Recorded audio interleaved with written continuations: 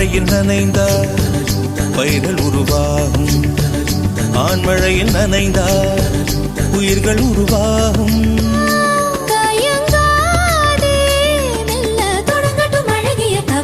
ஐயங்காறு வீட்டு அழகே, ஐயங்காறு வீட்டு அழகா, ஐயங்காறு வீட்டு அழகே. உன் போல் அழகி பிறக்கவும் இல்லை, இனிமேல் பிறந்தால் அது நம் பிள்ளை.